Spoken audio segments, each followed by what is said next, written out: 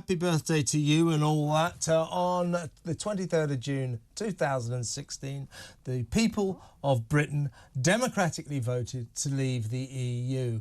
7 years on, arguably we haven't properly left, and 7 years on, there are dark forces. The establishment is trying to get us back into the EU. They've never respected the vote of the people, and that's an enduring national scandal. Let's talk to a man who likes to be called Brexit Ben, but he's a former MEP, of course, a passionate Brexiteer, Ben Habib. Hello, Ben. Good morning. Well, Brexit Ben. Tell us, the fact that you and I are talking about this, and what we're going to be talking about is we haven't really done it yet.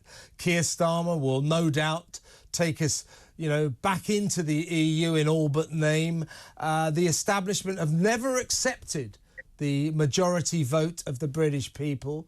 And I think that the Brexit saga since 2016 is what we've learned about the body politic, the people who work in Westminster, is they're not Democrats. They don't believe in democracy. They believe democracy is something to be manipulated in their favour for what they want. And the Brexit vote was something they didn't want, and they've been trying to overturn it ever since. And as I say, that is a lasting scandal. You're absolutely right, Kevin. Of course, democracy is not a settled state. We travel through our lives assuming that we live in the most sophisticated, established democracy in the world, but it's not a settled state. We've only had full democracy here, since the 1920s, and it's forever been challenged by those people who are in power. And, if you go back to 2016, the entire establishment campaigned for Remain.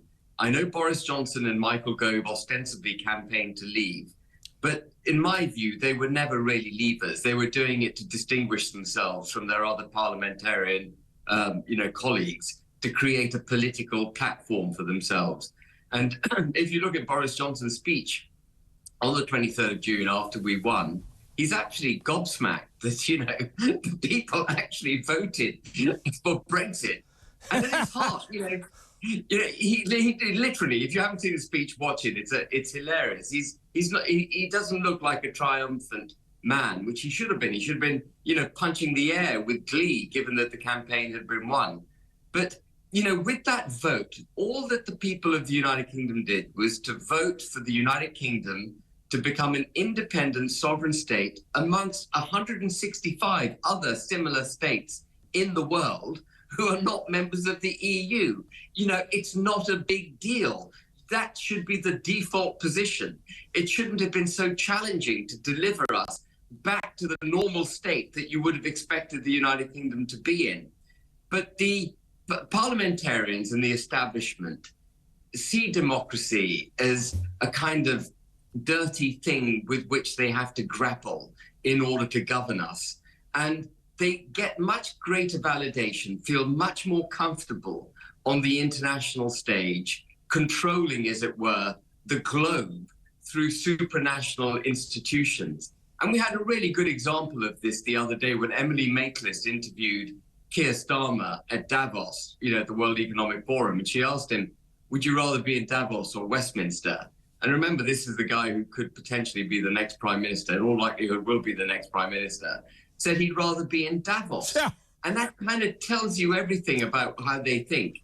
So Brexit was delivered by the vote for Brexit was delivered by the British people against the establishment.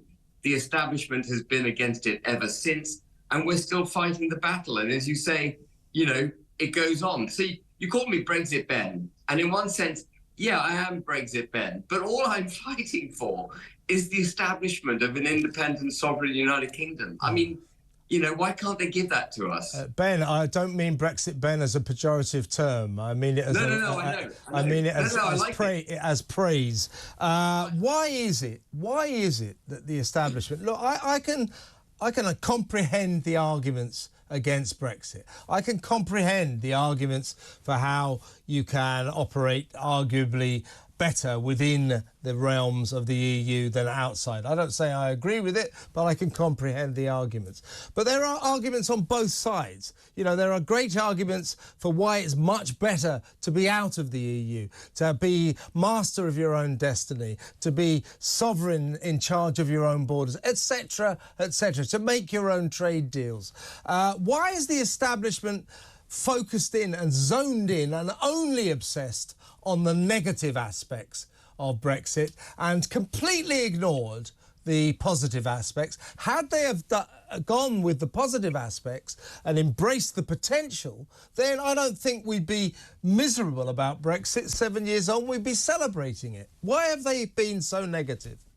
Well, I think I think there are, many different reasons, but part of the reason is that they've become quite embedded in the EU themselves and the EU ideology. Traditionally, we're a nimble, small business orientated, Anglo-Saxon capitalist system. That's what the United Kingdom was. And over 40 years of membership of the EU, we've become effectively a socialist state. That's what we are. And it's very difficult for this lot to wean themselves off socialism. And you see that in the Conservative Party policies that they deliver.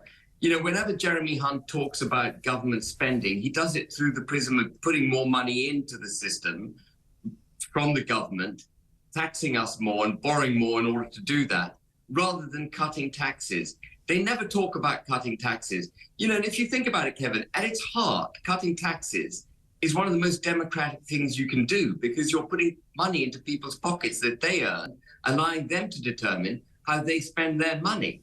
And, to take it off them and to put it into the state is the ultimate in socialism, to increasingly do that. And we now have taxes at a 70-year high. We've got government debt at a pretty much all-time high. And we're running out of road on the socialist model. And that's because socialism ultimately, with socialism, you run out of other people's money. But I think they're hooked on that socialist EU model. And the EU is fundamentally socialist. We weren't, and we've been hijacked by it. And I think they're finding it really difficult to break that model in the United Kingdom. And then there is the whole intellectual thing. There is undoubtedly a superiority that these people feel over the electorate, and that they feel much more comfortable rubbing shoulders with Ursula von der Leyen, Biden, Macron, whoever it is that they meet at the G7 or at the UN or in the EU, or, all these institutions of which we're members. And we're now just going to hand over, for example, our pandemic management to the WHO, which is another step in that kind of globalized framework.